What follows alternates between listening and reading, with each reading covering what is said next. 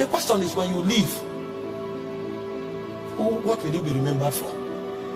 There's no house you build that will last for more than 60 years. The world is moving too fast for your house to be relevant for 60 years.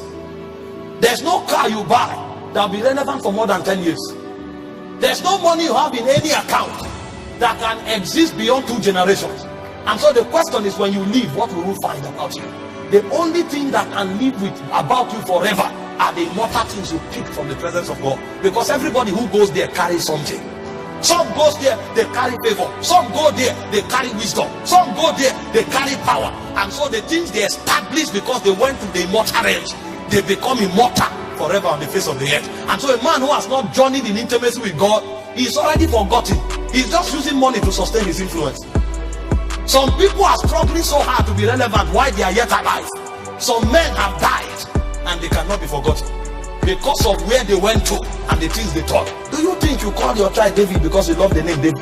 No, you don't love David. That name has no meaning to you. It is because of who bore it and who he became in God. And so when you call your son David, you are actually reminiscing on the immortality of a man who has walked with the Spirit. So men become eternally relevant because they walk with the Spirit. This is a man who wandered around with women, but suddenly he saw a spirit and he started walking with that spirit. And forever and ever, generations to come will be honored to name themselves after his order, because he has seen something that is eternal. Abraham was in the hall of the Chaldees until he encountered that spirit. And when he met that spirit, forever and ever, you and I became the children of Abraham. Somebody may be making 1 million a month, 10 million a month, 20 million a month, and he said, I am doing well. And then they look at you from Zion, they say, you've never come here. How come? How come we've never seen you? If we don't see you and you don't come here, how can you now attach purpose to the money you have?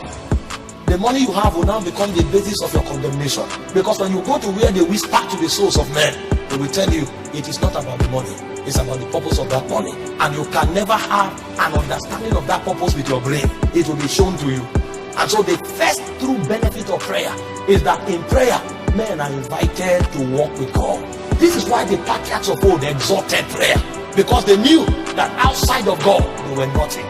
And because they now know God forever and ever, their names will never be forgotten. Did you not read about Elijah? Elijah had to be invited to the earth 4 times. God said, no, you have known the glory too much for us to let you go. So you will not die. We will preserve you for another generation. They said the spirit of Elijah came back. And after the spirit of Elijah came back, the 2 witnesses will still come back. A man becomes immortal like God because he has walked too close with God for a world to forget him. Intimacy is what provides for you the benefits of immortality. No matter the money you have, no matter the position you occupy, you will be forgotten unless you touch something that comes from the spirit that is eternal.